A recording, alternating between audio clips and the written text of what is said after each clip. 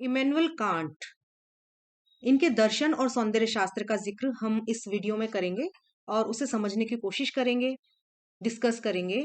अपने समकालीन दार्शनिकों में इमैनुअल कांट सबसे अलग दिखाई देते रहे, क्योंकि इनकी जो ज्ञान मीमांसा थी, इनका जो ज्ञान को पाने का जो सिद्धांत था, वो प्राकृतिक जगत, प्राकृतिक विज्ञानों के निष्कर्षों को स्वीकार करते हुए भी उनसे ऊपर उठकर बुद्धि की स्वायत्तता को स्थापित करने की बात करते हैं। तो आइए इनके इस दर्शन को बहुत ही विस्तार से हम इस वीडियो में जानने की कोशिश करते हैं। तो सबसे पहले हम इमैनुअल कांट की जीवनी थोड़ी सी जान लेते हैं। इमैनुअल कांट जर्मनी के पूर्वी प्रदेश में एक जगह है कैनिन्सबर्ग, उसमें जन्मे। और कैनिन्सबर्ग में एक ऐसे परिवार में उनका जन्म हुआ जहां घोड़े के साधारण साज बनाने वाले थे उनके पिता। और आज की डेट में कैनिन्सबर्ग जो है वो रूस में आता है। 22 अप्रैल 1724 को इनका जन्म हुआ। इनकी प्रारंभिक शिक्षा जो है वो इनकी माता की देखरेख में ही हुई, क्योंकि इनकी माँ पूरे धार्मिक स्वभाव की थी और एक पवित्र मार्ग, पिएटिज्म नाम से एक धर्म होता है, उसे वो फॉलो करती थी। एक्चुअली पिएटिज्म जो है एक मूवमेंट है जो कि विद इन क्रिश्चियनिटी होता है, that stresses the personal devotion, holiness and spiritual experiences से जुड़ा होता है। तो बचपन से ही उन्हें अपने माँ के द्वारा इस तरह का माहौल अपने परिवार में मिला। तो इसीलिए वे बहुत ही ज्यादा सरल, सुव्यवस्थित हो गए और बहुत ही पर्टिकुलर हो गए अपने जीवन में। तो ये उनका बाल्यकाल में बहुत बड़ा प्रभाव था उनकी माँ का, उनके परिवार का। फिर 16 वर्ष की आयु में वे कॉलेजियम फिडिरिकियनम की शिक्षा लेने के बाद केनिन्सबर्ग की ही एक यूनिवर्सिटी में दाखिल होते हैं और वहां उन्होंने लगभग 6 वर्ष तक, यानी 1746 तक, वहां पे उन्होंने भौतिक शास्त्र पढ़ा, गणित पढ़ा, प्राकृतिक ईश्वरवाद पढ़ा, मानव विज्ञान, भूगोल, धर्मशास्त्र, दर्शन, तर्कशास्त्र, बहुत सारी ग्रंथों की जो अध्ययन था वो उन्होंने इसी दौर में कर लिया था। उनका समय प्रबंधन भी बहुत अच्छा था। उनकी टाइम पंक्चुअलिटी को लेकर वहां पर ये मानना था कि वो बिल्कुल पर्टिकुलर थे। अगर वे यूनिवर्सिटी के लिए निकले हैं, 9 बजे उन्हें पहुंचना है, और रास्ते में कोई उन्हें देख लेता है, अगर किसी की घड़ी में 9:15 बजे हैं या 9:05 हुआ है या 10 मिनट हुआ है, तो लोग कहते थे कि आप इनके हिसाब से अपनी घड़ी मिला लीजिए, क्योंकि अब 9 बजे हैं और ये कभी गलत नहीं हो सकते हैं। तो ये बहुत वहां पे फेमस था इस तरह का कि प्रोफेसर कभी भी गलत नहीं हो सकते, your watches can be wrong. इतना पर्टिकुलर और इतना अच्छा समय प्रबंधन उनके जीवन में था, जिसकी वजह से वे विख्यात हुए। कांट का व्यक्तिगत जीवन भी इसी तरीके से नियमों से जकड़ा हुआ था। सुबह से लेकर शाम तक उनके सभी काम निश्चित समय पर होते थे। भोजन के समय के नियम थे। इस तरीके से पाश्चात्य दार्शनिकों में से यूं तो बहुत सारे दार्शनिक रहे जिन्होंने हमेशा पूरा विश्व भ्रमण किया, अलग अलग देश घूमे, परंतु कांट एक ऐसे दार्शनिक रहे जिन्होंने पूरे जीवन भर अपने शहर से कभी बाहर नहीं गए। ज्यादा से ज्यादा 60 मील तक गए। तो इसका मतलब ये नहीं कि उनका दृष्टिकोण बिल्कुल संकुचित हो गया था, ना, बल्कि वे बहुत ही बड़े लेवल पर बौद्धिक चिंतक बने। उन्होंने सुकरात और पाइथागोरस की भांति अपने जीवन में पूरी तरीके से दार्शनिक विचारों को स्थान दिया था। हाइने नामक जर्मन कवि ने तो कांट के बारे में प्रशंसा भी कही और ये कहा कि ऐसी चीजें हैं जो उन्हें सन की सिद्ध करती हैं, किंतु उनके विचारों ने उनके बाद वाले जितने भी दर्शन थे उनको बहुत अधिक प्रभावित किया था। तो कांट के अध्ययन की वजह से, कांट के दर्शन की वजह से दर्शन के क्षेत्र में एक नवीन युग का हम उत्पत्ति मानते हैं। वे जीवन भर अविवाहित रहे, कभी शादी नहीं की उन्होंने, और अपना सारा जीवन उसी शहर में कैनिन्सबर्ग में ही बिता दिया। हालांकि उनका एक बहुत ही विश्वास पात्र नौकर था, लैम्पी नाम का नौकर था, जिसके सहारे उनका जीवन चलता था, और उन्होंने ही, लैम्पी ने ही उनकी सेवा करी जीवन भर, ताकि वे अपना पूरा ध्यान जो है वो अपने अध्ययन पर केंद्रित कर सके। फिर जब यूनिवर्सिटी उन्होंने छोड़ दी 9 वर्षों के लिए, तो वो जो कि जैसा कि बताया गया कि 60 किलोमीटर दूर ही गए थे, केवल वे केनिन्सबर्ग थे, वो भी केनिन्सबर्ग में ही था। तो जूट्सकेन नामक एक गांव में चले गए और वहां के 2-3 परिवारों को में वे पढ़ाने लगे, जिससे उनकी जीविका चलती थी। और भौतिक शास्त्र तथा दर्शन में वो अपना सेल्फ स्टडी भी करते रहते थे। इस बीच बहुत सारे उन्होंने राइटअप्स लिखे, लेख लिखे, रिसर्च पेपर्स लिखे और छोटे छोटे लघु ग्रंथ भी प्रकाशित किए। तो उसमें से मैं ये दो तीन महत्वपूर्ण ग्रंथ हैं जो इनका नाम मैं लेना चाहूंगी। पहला है thoughts open the true estimation of living forces, जीवित शक्तियों के उचित अनुमान पर विचार, जो उन्होंने 1747 में लिखा। और इसके बाद सामान्य प्राकृतिक इतिहास एवं आकाश संबंधी सिद्धांत, यानी general natural history and theory of haven, ये विशेष उल्लेखनीय उनके उस दौर के ग्रंथ हैं। इसके बाद उन्होंने डॉक्टर लेजेंड्स की उपाधि के लिए भी अपना शोध प्रबंध भेजा, और जिसकी उपाधि उन्हें मिल भी गई थी, वे डॉक्टरेट हो गए थे। फिर कैनिन्स बर्ग से ही उन्हें डॉक्टरेट की उपाधि मिली। और लेकिन उनके पर्सनल प्रॉब्लम सोल्व नहीं हुई, क्योंकि वो फाइनेंशियली बहुत वीक ही रहे। उन्हें प्राइवेट डोजेंट भी मतलब नियुक्त कर दिया गया था, जिसमें विशिष्ट व्याख्याता हो गए थे, लेकिन उसके बदले उन्हें सैलरी नहीं मिलती थी, कोई वेतन नहीं मिलता था। फिर भी वे पढ़ाई और अध्ययन और अध्यापन में लगे रहते थे। कांट ने इन्हीं तरह की सारी विषम परिस्थितियों के बावजूद भी विश्वविद्यालय में सेवाएं दी 1766 तक। फिर 1758 में उन्होंने तर्क और दर्शन के मुख्य अध्यापक पद के लिए प्रार्थना की, किंतु वह असफल रहे। तब आगे चल के 1766 में उन्हें अध्यापन के साथ साथ सहायक पुस्तकालय प्रबंधक भी बना दिया गया, और अब उन्हें 10 पाउंड तक एनुअल इनकम होने लगी थी।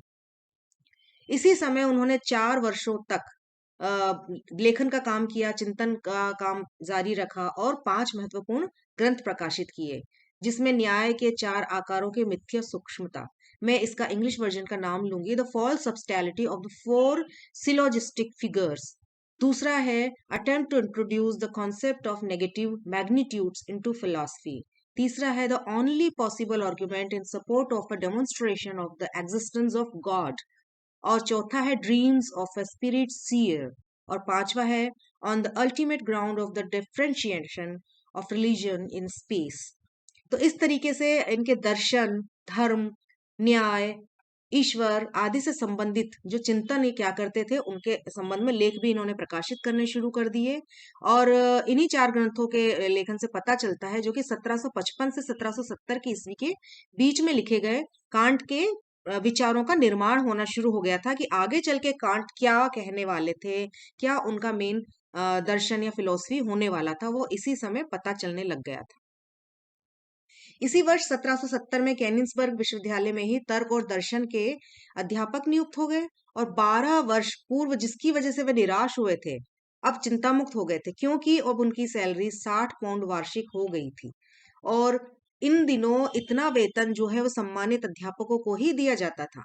तो इस तरीके से वे एक स्थान पा चुके थे, कैनिन्सबर्ग में एक अच्छे रेपुटेड पोस्ट पर वो आ चुके थे, जिसकी सैलरी भी बहुत अच्छी हो गई थी।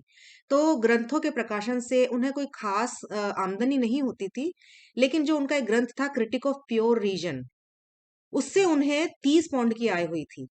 लेकिन फिर भी वे भौतिक सुखों की कभी भी इच्छा नहीं करते थे, और 1796 ईस्वी तक वे सक्रिय रूप से संसार के नॉलेज में, ज्ञान कोश में बढ़ाने के लिए निरंतर कोशिश करते रहे थे। इन 26 वर्षों में अ, मतलब लगभग 12 वर्ष तो उन्होंने केवल अपनी इस किताब को ही लिखने में दिए, जो कि क्रिटिक ऑफ प्योर रीजन, सबसे फेमस उनकी किताब थी, शुद्ध बुद्धि की समीक्षा। इसमें ही उन्होंने 12 वर्ष लगा दिए। और इस ग्रंथ को 1781 में इन्होंने प्रकाशित किया। फिर उसके बाद इनके ये मेच्योर ग्रंथों में इनका नाम लिया जाता है, जो कि सबसे ज्यादा दार्शनिक ग्रंथ माने गए, सर्वश्रेष्ठ ग्रंथ माने गए कांट के। इस काल के अन्य ग्रंथों में एक था कि prolegomena to any future metaphysic, प्रत्येक भावी दर्शन की भूमिका, इसका नाम है। दूसरा है नीति दर्शन की पृष्ठभूमि, the groundwork of the metaphysics of morals. इसके बाद प्राकृतिक विज्ञान के दार्शनिक आधार, metaphysical foundation of natural science. इसके बाद व्यवहारिक बुद्धि की परीक्षा, ये उनका दूसरा महत्वपूर्ण ग्रंथ है, क्रिटिक ऑफ प्रैक्टिकल रीजन, जो 1788 में पब्लिश हुआ। और उसके बाद क्रिटिक ऑफ जजमेंट, निर्णय की समीक्षा, 1790 में प्रकाशित हुआ। इस तरीके से इन्होंने दो और महत्वपूर्ण ग्रंथ प्रकाशित किए, religion within the limits of mere reason और ऑन एवरलास्टिंग पीस। परंतु सबसे महत्वपूर्ण जो 3 ग्रंथ उनके माने गए वो यही है, critique of pure reason, critique of practical reason and critique of judgment. ये और पूरा का पूरा जो इनका आगे चल के जो दर्शन विकसित होता है वो इन्हीं किताबों से हम जान पाते हैं। तो कांट के दर्शन को अ, आलोचनात्मक दर्शन कहा जाता है, जिसे इंग्लिश में ट्रांसेंडेंटल आइडियलिज्म कह सकते हैं। इमैनुअल कांट का ये दर्शन जो है क्रिटिकल फिलॉसफी भी कहा जाता है, और हिंदी में इसे कहें तो परतावाद, ट्रांसेंडेंटलिज्म कहा गया है। इस दर्शन में इन्होंने ज्ञान शक्तियों की समीक्षा की है और अपना वैज्ञानिक मत, जो कि उनका वैज्ञानिक मत था, कैटेगोरिकल एंड हाइपोथेटिकल इम्पेरेटिव, वही नाम इन्होंने इसे दिया। और कांट का एक नैतिक मत, जिसे नैतिक शुद्धता, मॉरल प्योरिज्म का सिद्धांत, तो यानी कर्तव्य के लिए कर्तव्य का भी उन्होंने प्रतिपादन किया, और इसको दूसरा नाम से कठोरतावाद या रिगोरिज्म भी कहा जाता है। तो अब विस्तार से हम कांट के आलोचनात्मक सिद्धांत को समझते हैं। तो उससे पहले हमें ये जानना जरूरी होगा कि कौन कौन सी विचारधाराएं कांट के समय में प्रचलित थी। सबसे प्रमुख जो दो विचारधाराएं थी और जो आपस में विरोधी थी, पहली बुद्धिवादी और दूसरी अनुभववादी। तो अनुभववाद क्या है और बुद्धिवाद क्या है, और लगभग 17वीं 18वीं सदी में ये दोनों विचारधाराएं प्रचलित थी। तो एक तो बुद्धिवादियों की, तो जो ये बुद्धिवादी है ये मानते थे कि मनुष्य की बुद्धि जो है वो सब कुछ जान सकती है। और दूसरा मत जो था वो अनुभववादियों का था। अनुभववादी कहते थे कि मानव बुद्धि में कुछ भी निश्चित नहीं जाना जा सकता। तो इस तरीके से ये जो दो विरोधी धाराएं थी, इसके मध्य कांट का जन्म होता है, कांट का प्रादुर्भाव होता है। तो इसको और थोड़ा सा डिटेल में समझते हैं। तो जो बुद्धिवाद है, जिसे हम रैशनलिस्ट कहते हैं, रैशनलिस्ट थ्योरी होती है, उसके प्रवर्तक थे लेबनीज। या बहुत बुद्धिवाद को फॉलो करते थे। तो वो ये कहते थे कि हमारी आत्मा सब कुछ जान सकती है, मतलब बुद्धि से सब कुछ जाना जा सकता है। ऐसा कुछ भी दुनिया में नहीं है जो नहीं जाना जा सकता है। तो एक जैसे लेबनीज ने एक उदाहरण दिया था कि एक घड़ी साज है जिसने अपनी उसकी घड़ियां जो हैं वो विश्व के कोने कोने से अलग अलग देशों में लोग खरीद कर लेके चले गए हैं। लेकिन उसने अपनी घड़ी में ऐसा सेट किया है कि एक ही समय में सब जगह एक ही समय पर घड़ी की सुइयां एक ही जगह दिखाएंगी, सबकी सुई एक जैसी रहेगी। तो इस तरीके से जो प्री एस्टेब्लिश हार्मनी उस घड़ी साज ने एस्टेब्लिश कर दी, प्री एस्टेब्लिश हार्मनी, कि एक ही समय में सब जगह, भले कोई सी भी जगह हो, कोई सा भी व्यक्ति हो, कोई सा भी देश हो, एक समय पर घड़ी की सुई एक जैसी स्थिति में ही रहेगी। तो लेबनीज कहते हैं कि इसी तरह का जो एक प्री एस्टेब्लिश हार्मनी है, ईश्वर ने भी क्रिएट किया हुआ है इस पूरी दुनिया में, पूरे संसार में, कि पर्टिकुलर एक समय पर इस इंसान का या कुछ इंसानों का हाथ ऊपर जाएगा, कुछ इंसान खाने के लिए बैठेंगे, कुछ इंसान का हाथ साइकिल पर जाएगा। तो एक प्री एस्टेब्लिश हार्मनी है इस पूरी दुनिया में, ऐसा लेबनीज ने उदाहरण दिया, और रैशनलिस्ट ये मानते हैं। तो वो यही कहते हैं कि हमारे अंदर वो सारे गुण हैं जिसे हमारी बुद्धि अच्छे से जान सकती है, समझ सकती है। दूसरा जो अनुभववादी कहते हैं, जिसे हम इम्पेरियलिस्ट कहते हैं, इम्पेरियलिज्म कहते हैं। तो यहाँ पर लॉक का हम नाम लेते हैं, जॉन लॉक का नाम लेते हैं। ये कहते हैं कि आत्मा सब कुछ नहीं जान सकती, आत्मा में सारे गुण नहीं होते हैं। अनुभव भी कोई चीज है जिसके द्वारा हम चीजों को जान सकते हैं, समझ सकते हैं। से अनुभववाद और बुद्धिवाद परस्पर विरोधी थे, आपस में इनका विरोधी धाराएं चलती रहती थी। जबकि लॉक जो है वो कहते थे कि उनके अनुसार जो है वो हमारा जो सहजात प्रत्यय है भी अनुभव का ही परिणाम है। कोई भी व्यक्ति ऐसे जन्मजात विचारों से बिल्कुल मुक्त ही नहीं हो पाता है। मानव मन जो है वो एक सफेद सपाट कागज के समान होता है, और जब इंद्रियां वस्तुओं के संपर्क में आती हैं तो दोनों के सामंजस्य ही संवेदनाएं उत्पन्न होती हैं, और मन के सपाट कागज पर ज्ञान के रूपाकार चमक उठते हैं। तो इस तरीके से यदि ज्ञान जन्मजात होता, बचपन से ही अगर सबको ज्ञान मिल जाता, तो बच्चे जो हैं मंदबुद्धि हैं या पागल हैं इंसान या जानवर, पशु भी, आदि, इन सबको ईश्वर की सत्ता का पहले से आभास होता। अमरता, नैतिक व्यवहार, ये जितने भी मॉरलिटी है, ये सबका ज्ञान उनको बचपन से ही होता उस स्थिति में। लेकिन ऐसा नहीं होता है। इसलिए हम ये मान के चलते हैं कि अनुभव पूरी तरीके से अधूरा ज्ञान है, उसमें बुद्धि का भी समावेश होना चाहिए। इसीलिए देकार्त ने कहा है कि ज्ञान की शक्ति जो है वो प्रत्यय है, और वे कहते हैं कि जन्मजात मानव मन में विद्यमान रहते हैं। अमरता, ईश्वर, ये सब ऐसे ही प्रत्यय हैं। और उनका अनुभव से नहीं, बल्कि उनको हम अपने बुद्धि से, अपने ज्ञान से ही जान सकते हैं। तो इस तरीके से मनुष्य की बुद्धि सब कुछ जान सकती है, ऐसा देकार्त कहते हैं।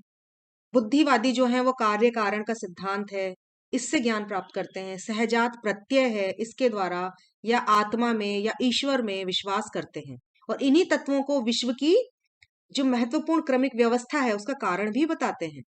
उनके अनुसार जो इंद्रियां केवल जो है वो विवेक की दासी हैं, इंद्रियां, और वे निष्क्रिय हैं। वहां से संवेदनाएं वहां से होकर विवेक के पास आती हैं। यानी पहले हमारे सारे सेंसेस, हमारी आंखें किसी चीज को देखती है, हमारे हाथ किसी चीज को छूते हैं, फिर वहां से हमारी जो सारी की सारी सेंसेस हैं वो विवेक तक जाते हैं, हमारे मन तक जाते हैं, और वहीं पे सारी संवेदनाओं को एकता मिलती है और ज्ञान का उदय होता है। तो ये इसका एक उदाहरण अगर हम बताएं, तो जैसे एक सेब है या एक एप्पल है, तो हमारी आंखें, हमारे सेंसेस उसे देखती हैं। तो कोई कहता है कि ये गोल है आकार में, उसका रंग पे बात की जाए तो कि ये रंग लाल है। ये तो हमारी संवेदनाएं उसको देख रही हैं, लेकिन वो अलग अलग तरीके से उसको विश्लेषित कर रही हैं। लेकिन एक ग्रुप फॉर्म में, एक बिल्कुल हमारे माइंड तक पहुंचती हैं। ये सारी की सारी जो इंफॉर्मेशन है वो ग्रुप फॉर्म में ही हम तक पहुंचती है, और हम फिर एक उसके बारे में एक नियम निर्धारित करते हैं कि हाँ ये एप्पल है। क्योंकि जो हमारा दिमाग होता है वो किसी भी चीज, कोई भी इंफॉर्मेशन जो है वो ऑर्गेनाइज फॉर्म में ही ग्रहण करता है। ग्रुप में सारी की सारी उसके गुण जो है, क्वालिटीज हैं, वो हमारे दिमाग तक जाती हैं। तो माइंड जो है पैसिव है, बाहर से सिंपल आइडिया लेता है और उसे जोड़ तोड़ करके एक कॉम्प्लेक्स आइडिया बनाता है। इसलिए कांट ने कहा कि माइंड के हिसाब से सारे सेंसेशन आने चाहिए, लेकिन उसमें टाइम और स्पेस की उन्होंने महत्वपूर्ण बात करी है, जो हम आगे डिस्कस करेंगे। तो इस तरीके से जो कांट का ये अनुभववाद और बुद्धिवाद के बीच में जो दौर था, उसका इन्होंने एक तरीके से मध्यम मार्ग निकाला अपने ज्ञान के लिए। तो ज्ञान की समस्या को किस तरीके से उठाया, उसके लिए उन्होंने कुछ प्रश्न किए। तो नीचे जैसा मैंने दिए हैं, उन्होंने कुछ महत्वपूर्ण प्रश्न किए कि व्हाट कैन आई नो, मैं क्या जान सकता हूँ, what should I know, and what may I hope.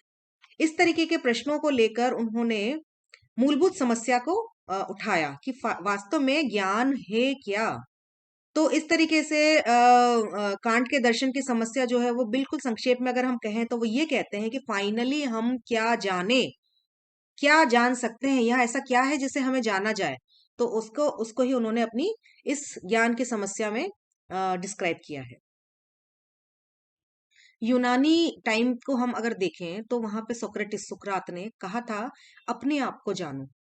किंतु उसके बाद जितने भी प्रयत्न जानने के किए गए, वो सारे के सारे बाहरी वस्तुओं के ज्ञान में ही हमें नजर आने लगे। बाहरी दुनिया को ही लोगों ने जानने का प्रयत्न किया, लेकिन अपने आप को जानने के लिए भी उन्होंने बाहर ही रुख किया। और जब आधुनिक काल में फ्रांसीसी विचारक देकार्त आते हैं, तो देकार्त ने कहा, फिर से कहा, इंद्रियां विश्वास के योग्य नहीं है, वे भ्रम उत्पन्न करती हैं। बुद्धि भी निरपेक्ष विश्वास के योग्य नहीं है, क्योंकि असत्य निर्णयों को सत्य सिद्ध करने की कोशिश करती है। तो इस तरीके से देकार्ते ने इंद्रियों और बुद्धि दोनों को अक्षम माना, सही ज्ञान ये दोनों दे ही नहीं सकती हैं। तीसरा वह कहते हैं कि मैं विचार करता हूं इसलिए मैं हूं, I think that's why I am. तो फाइनली उन्होंने एक इंडिविजुअल की एग्जिस्टेंस को स्वीकार किया कि मैं खुद निर्णय करने की स्थिति में हूं, मेरा दिमाग है जो निर्णय लेता है। तो इन्होंने निर्णय शक्ति नाम की एक चीज को इंट्रोड्यूस किया। तो ऐसा प्रतीत होता है जिसके खंडन में प्रत्येक प्रयत्न उसकी सत्यता का साक्ष्य प्रस्तुत करते हैं। तो देकार्ते को से भी प्रभावित होते हैं कांट, और अपनी थ्योरी जो उन्होंने दी वो काफी इनका प्रभाव रहा। देकार्ते के साथ इन्होंने जॉन लॉक से भी प्रभावित हुए। तो इस तरीके से किसी विचारक ने मैं की जो बात करी, मैं अथवा बुद्धि के जटिल संस्थानों की खोजबीन तब तक नहीं की। तो इस वक्त जब सब लोग केवल बुद्धिवाद और अनुभववाद की बात कर रहे थे, कांट की प्रतिभा जागी। कांट नींद से जागा, लिटरली ऐसा कहा गया है कि वो जागा और उसने फिर अपना दर्शन दिया। कांट ने अनुभववादियों और बुद्धिवादियों दोनों से मतभेद रखा, और दोनों ही इस मत से सहमत थे, दोनों ही इस मत से सहमत थे कि वास्तव में ज्ञान जो है वो सार्वभौमिक, यूनिवर्सल होना चाहिए। और बुद्धिवादियों ने तो प्रत्यक्ष यथार्थ को छोड़कर केवल बौद्धिक कल्पना में ध्यान अपना केंद्रित किया था।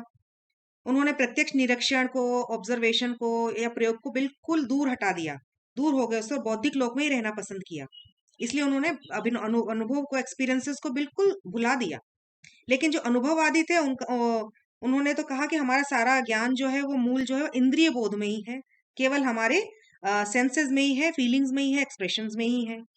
तो इस तरीके से जहां बुद्धिवादियों ने प्रत्यक्ष अनुभव को भुला दिया था, वहीं अनुभववादियों ने बौद्धिक नियमों को कोई स्थान नहीं दिया। तो इस प्रकार बुद्धि इस इंद्रिय जनित विषय जो है ना, इंद्रियों से हमें विषय प्राप्त होने का ज्ञान जो हमें मिलता है, वही उसी को मानती रही। तो दोनों के दोनों जो है वो बहुत दूर दूर अलग अलग पक्षों की ओर निकल गए। तो दोनों में से किसी को भी सही सिद्ध करना बहुत मुश्किल था कांट के लिए।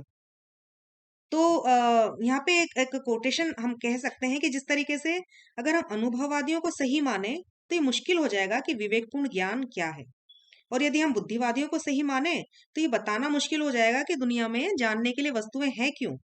तो कांट ने मध्यम मार्ग निकाला।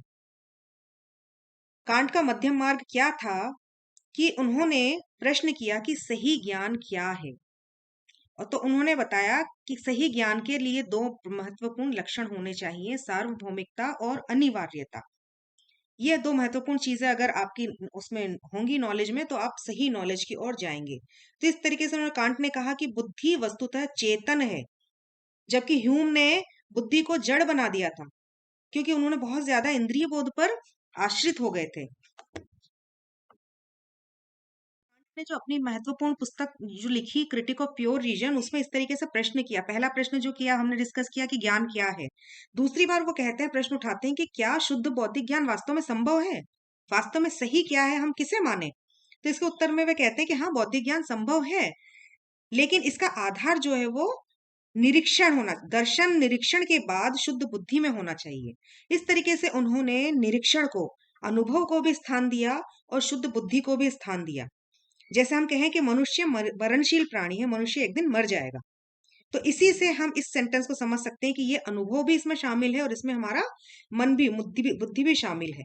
तो कांट ने कहा कि वास्तविक ज्ञान संभव है यदि निर्णय करने के लिए इंद्रियां तो सामान लेकर आए, और उसकी जो बुद्धि है वो उस सामान को जोड़ने के लिए सीमेंट दे।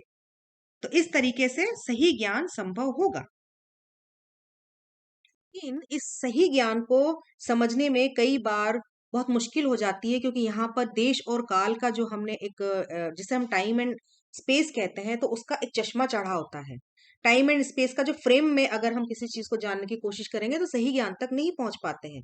ये ठीक वैसे ही है जैसे अलग अलग रंग के चश्मे किसी के बचपन से ही चढ़े हुए हैं और वो दुनिया को देखता है, तो अगर लाल रंग का चश्मा लगाए तो उसे पूरी दुनिया लाल ही लाल नजर आएगी, पीला चश्मा लगाए तो उसे पीली ही नजर आएगी। तो वो जो फ्रेमवर्क है उसमें वो अपना एक जो उसका प्रिपोजिशन ही गलत हो जाता है, तो उसके रिजल्ट्स भी गलत होंगे। इसलिए हमें उसके बियॉन्ड जाकर अपने प्रज्ञा से, यहाँ एक शब्द आता है प्रज्ञा, अपनी बुद्धि और मन को साथ लेकर प्रज्ञा का हम इस्तेमाल करेंगे तो सही ज्ञान की ओर जा सकते हैं।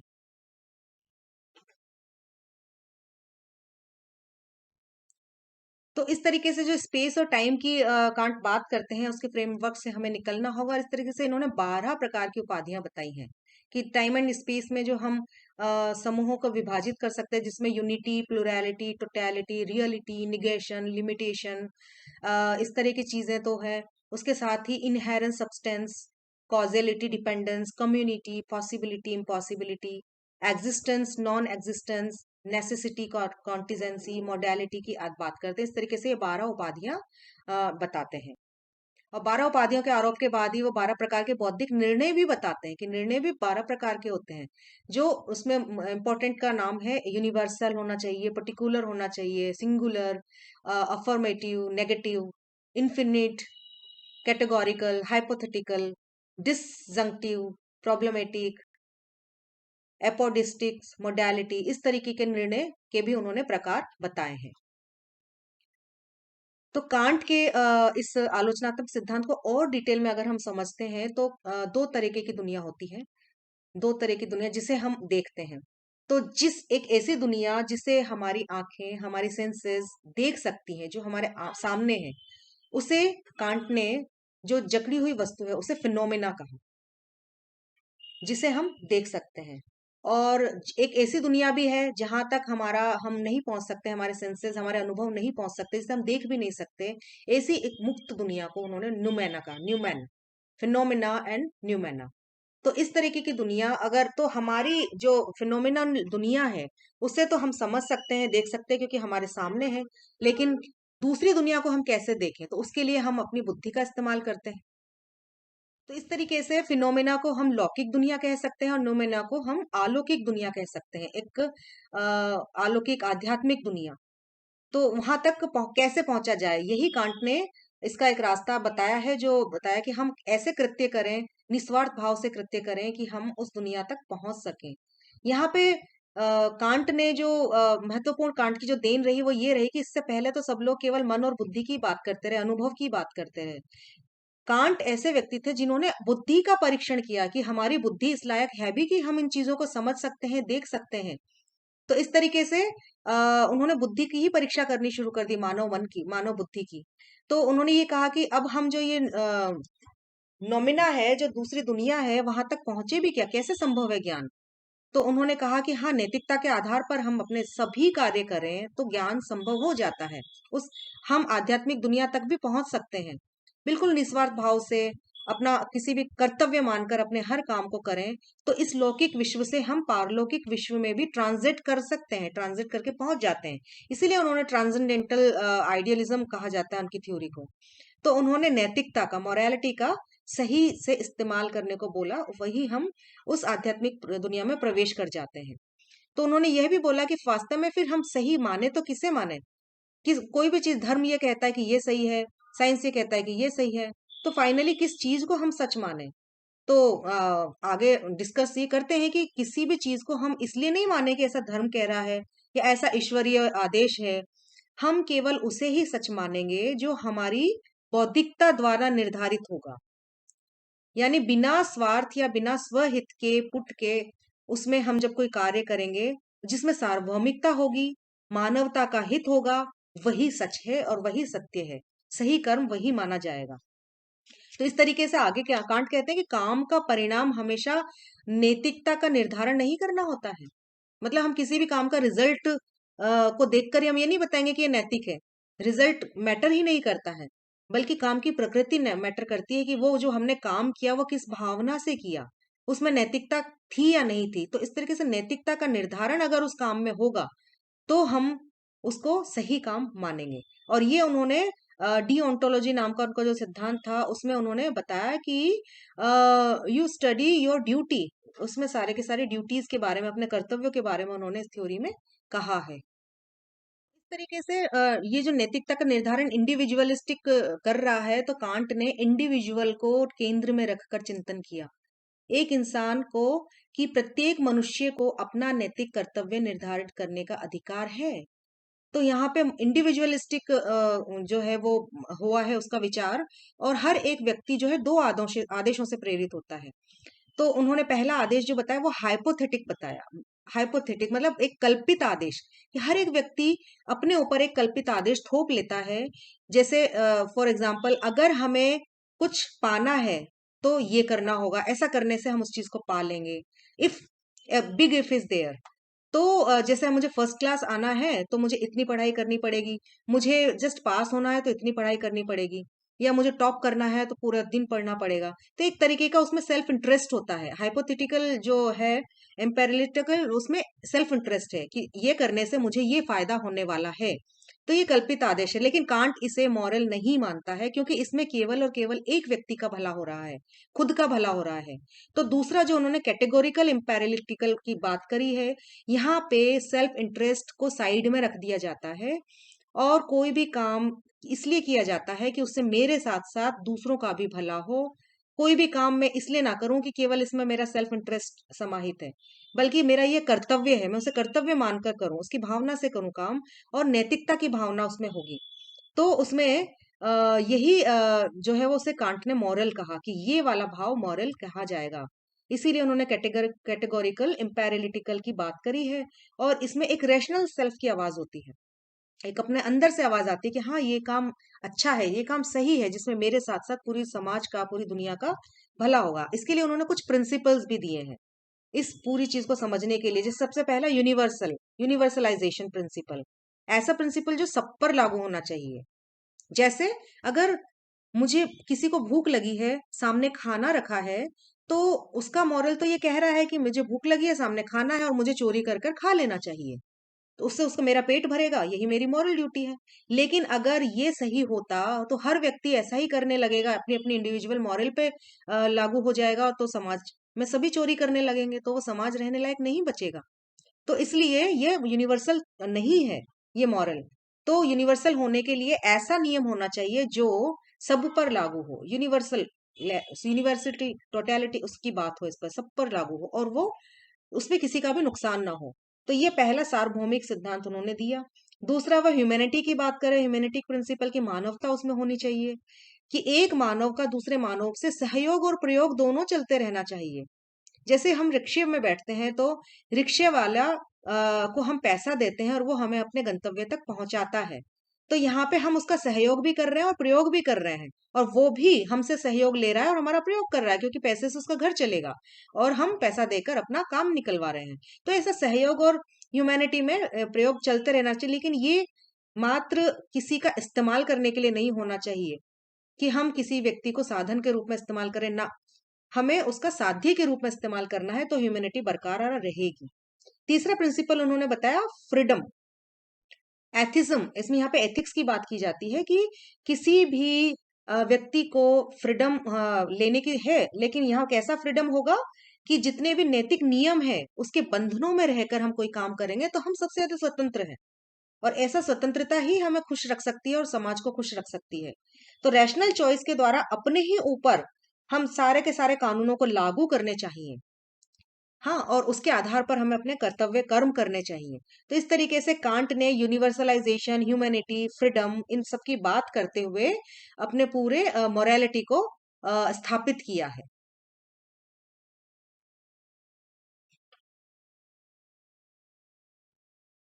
तो कांट के दर्शन को इतना डिटेल में हम समझने के बाद वही कहते हैं कि परमार्थ और व्यवहार का भेद हमें समझना होगा, और सिद्धांतिक और नैतिक बुद्धि के भेद को भी समझना होगा।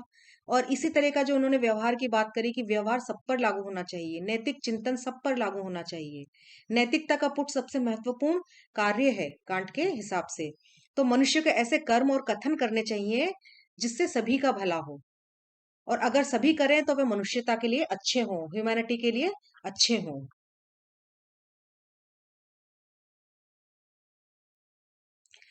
अब हम कांट के एस्थेटिक्स को समझने की कोशिश करते हैं, सौंदर्य क्या है।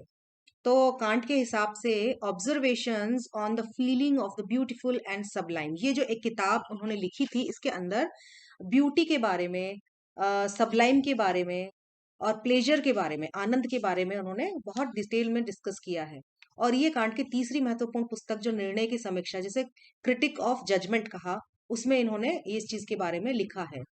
और कांट ने कहा है, Kant states that beauty is not a property of an art work और natural phenomenon, but it is instead consciousness of the pleasure that attends the free play of the imagination and the understanding. तो Kant ने सुंदरता की परिभाषा को बहुत ही detail में बताया है, कि सुंदर होने के लिए बुद्धि जो है वो निर्णय का रूप ले लेती है, और निर्णय को शुद्ध बुद्धि और व्यवहारिक बुद्धि के बीच की कड़ी माना जाता है, ऐसा कांट ने कहा। उसने प्रकृति को शुद्ध बुद्धि का विषय ठहराया, और कांट सौंदर्य को कभी भी वस्तुगत तत्व नहीं मानता था, बल्कि विशिष्ट अनुभूति का विषय मानता था। जैसा कि टॉल्स्टॉय और रस्किन ने भी अनुभूति पर भी बल दिया है, उसी प्रकार वही दृष्टिकोण कांट का भी था, लेकिन कांट ने इसमें नैतिकता को भी जोड़ा है। कांट के हिसाब से ब्यूटी को समझने के लिए, सौंदर्य को समझने के लिए हमें उसके अंदर के निर्लिप्त भाव को जानना होगा। तो जो ये इनकी तीसरी पुस्तक थी, निर्णय मीमांसा, उसमें इन्होंने कहा कि जितनी भी चीजों को देखकर हमारे मन में जो सुख का अनुभव होता है, वो आसक्ति वाला अनुभव होता है, जबकि जो रियल सौंदर्य है, जो वास्तविक सौंदर्य है, वो आसक्तिहीन होता है। ऐसी आसक्ति जिसमें कोई आसक्ति ना हो, मीन्स उससे, उस वस्तु से जिसे हम सुंदर मान रहे हैं, उससे थोड़ा सा डिटेचमेंट हो जाए, और उसके बाद भी हमें वो वस्तु सुंदर लगे। तो यहाँ पे हम निर्णय ले रहे हैं, हमारी निर्णय शक्ति सबसे महत्वपूर्ण काम कर रही है, तो वो वस्तु सुंदर कहलाएगी। इस तरीके से शुद्ध रूप में किसी वस्तु को सुंदर कहने के लिए हमें सौंदर्य शास्त्र को अति इंद्रिय कहा जा सकता है, कि यहाँ पर हृदय और बुद्धि का एक अद्भुत समन्वय स्थापित हो जाए और वहां से हमें बिल्कुल आसक्तिहीन सौंदर्य की अ, भान हो, उसका ज्ञान हो। तो सौंदर्य का ज्ञान हमें इंद्रिय और निर्णय शक्ति, यानी जिसे हम प्रज्ञा कहते हैं ना, उसके द्वारा ही हो सकता है। क्योंकि व्यवहारिक बुद्धि अथवा संकल्प जिसे है, उसमें शुभ जो जिसे हम गुड कहते हैं, गुडनेस कहते हैं, उससे स्वतंत्र है वो अनुभव। हाँ, तो इसीलिए हमारे भारत में भी सत्यम शिवम सुंदरम की अवधारणा आती है।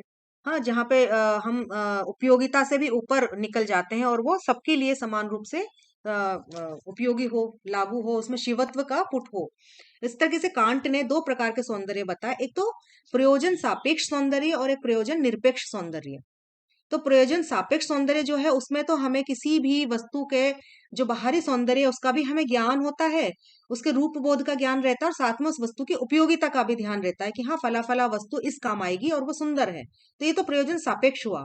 और एक ऐसा सौंदर्य है जो निरपेक्ष है, जहां पे हमें उसको काम में लेने की जरूरत नहीं है, वो हमारे लिए उपयोगी भी ना हो, लेकिन फिर भी हम उसे सुंदर कहते हैं और उसका आनंद उठाते हैं।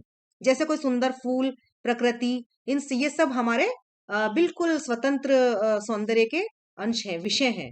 तो इस तरीके से दो प्रकार का सौंदर्य कांट ने बताया है। और हर सौंदर्य का हर एक आनंद भी है। प्रयोजन सापेक्ष सौंदर्य है तो प्रयोजन सापेक्ष आनंद हुआ, प्रयोजन सापेक्ष सौंदर्य निरपेक्ष सौंदर्य है तो निरपेक्ष आनंद हुआ। इस तरीके से दो प्रकार के आनंद की उन्होंने बात करी है, कि इस तरह की वस्तुएं जो है वो हमारे आनंद का कारण होती हैं, लेकिन हमारे अंदर किसी भी प्रकार का तृष्णा का भाव नहीं जगाती हैं। तो स्वतंत्र आनंद जो है वही, वो हमें मनन से, चिंतन से प्राप्त होता है। जैसे संगीत को सुनने से हमें प्राप्त होता है, वहां पे कोई प्रयोजन नहीं रह जाता, किसी तरह की सापेक्षता समाप्त हो जाती है। और यही कांट ने सबसे उच्च कोटि का आनंद और सौंदर्य माना है। तो इस तरीके से कांट की चिंतन प्रक्रिया जो है वो आनंदानुभूति की बात करते हैं, जहां पे कोई प्रयोजन ना हो, बिना प्रयोजन के जो हमें आनंद मिलता है वही सबसे बड़ा आनंद है। उनके विचार को समझने के लिए हमें ज्ञान और संकल्प के बीच रखना होगा, क्योंकि वो निर्णय शक्ति की बात करते हैं बार बार।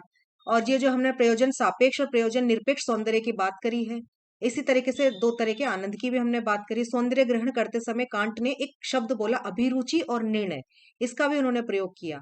तो कांट के हिसाब से सौंदर्यानुभूति की अवस्था एक विशेष मानसिक अवस्था होती है। इससे पहले के किसी भी विचारक ने सौंदर्य को इस लेवल तक नहीं लेके आया। तो हम ये मान के चलते हैं कि जो इस वस्तुगत सौंदर्य है उसके लिए तो हमारी बुद्धि काफी है, लेकिन हमें एक और सौंदर्य का स्तर है, उसको समझने के लिए प्रज्ञा की आवश्यकता पड़ती है। तो इस तरीके से बुद्धि और इंद्रियों के सामंजस्य से जो सौंदर्य उत्पन्न होता है वही सौंदर्य कांट ने माना है। लेकिन अभी हम सौंदर्य से ऊपर की एक बात कर रहे थे, जिसे हम उदात्त कहा, जिसे हमने सबलाइम कहा। तो ये वही है सौंदर्य का सबसे उत्कृष्टतम रूप जो है वो उदात्त है, जिसे सबलाइम कहा जाता है अंग्रेजी में। The Sublime is an aesthetic quality that like beauty is subjective. तो सौंदर्य जो है वो सब्जेक्टिव होता है, बट सबलाइम जो है वो वस्तुगत नहीं होता, वो वस्तु से बाहर की चीज होती है, और इसकी पूर्ण अभिव्यक्ति कला में कभी भी संभव नहीं हो सकती। उदात्त का प्रत्यय कांट के लिए एक नैतिक प्रत्यय है, क्योंकि सौंदर्य रूप युक्त होता है, उसमें रूप विद्यमान होता है, किसी भी वस्तु के रूप को देखकर हमें सौंदर्य का भान होता है। लेकिन उदात्त जो है वो वस्तु रूपाकृति विहीन होती है, उसका कोई रूप नहीं है, इसीलिए वह असीम है और अनंत है, उसको एक इकाई में हम बांध ही नहीं सकते हैं। तो दो प्रकार के उदात्त का जिक्र करते हैं कांट, एक गणितीय उदात्त और एक गत्यात्मक उदात्त। मैथमेटिकल सबलाइन और डायनेमिकल सबलाइन, ये दो तरह के उदात्त की बात करते हैं।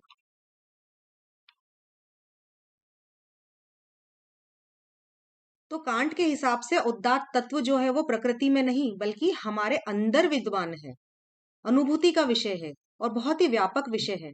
तो कांट ने उदात्त की भावना के उदय के साथ व्यक्ति के मन की संवेदनाओं का भी और बोध का भी जिक्र किया है। जैसे समुद्र की असीमितता होती है या तारों भरा आकाश है, इन सब का हमें जब बोध होने लगता है तो हमारी बुद्धि भी कभी कभी छोटी पड़ जाती है, असफल हो जाती है।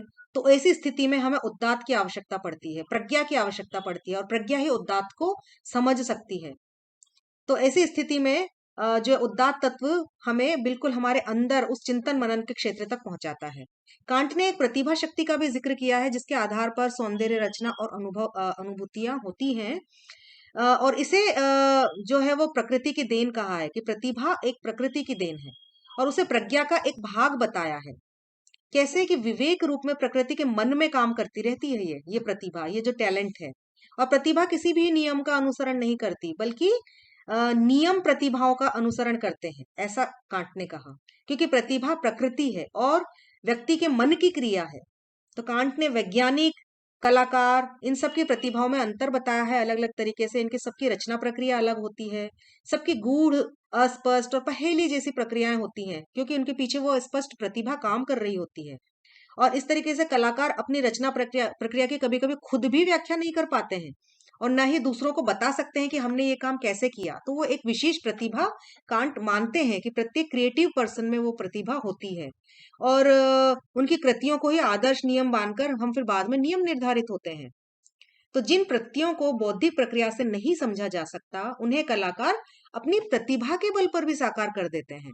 तो कांट की ये महत्वपूर्ण देन है। तो इस प्रकार कांट के अंतिम दिवसों की बात करें तो 1796 के बाद उनका जो अध्ययन, चिंतन, लेखन, उसी समय में वो पूरा व्यस्त रहते थे। किंतु अंतिम 8 वर्ष उनके बहुत ही खराब बीते क्योंकि उनकी मेमोरी बहुत ही ज्यादा वीक हो गई थी और उनको बातों को याद करने के लिए लिख लिख कर याद रखना पड़ता था। और स्वयं उनके अपने घर की देखभाल करने की शक्ति भी उन्होंने उसमें नहीं थी क्योंकि उन्होंने विवाह भी नहीं किया था। उनका एकमात्र नौकर ही उनकी सारी सेवा किया करता था। तो 42 वर्ष के अध्यापन काल में उन्होंने अपने विद्यार्थियों पर, सहयोगियों पर बहुत ही अच्छा प्रभाव डाला। इसलिए उनके मित्र और शिष्य जो थे वो उन्हें अपने जीवन के अंतिम भाग में काफी सहायता और सहानुभूति उनसे उन्हें मिली। तो वो अपने 9 भाई बहनों में चौथे संतान थे। उसके बावजूद वे अकेले ही रहे और अविवाहित रहे। 1801 ईस्वी के बाद तो बहुत ही वीक हो गए, क्षीण हो गए थे उनका शरीर। और अंतिम 3 वर्षों में उनका एक शिष्य भी साथ रहा था, वेसियांस्की नामक शिष्य।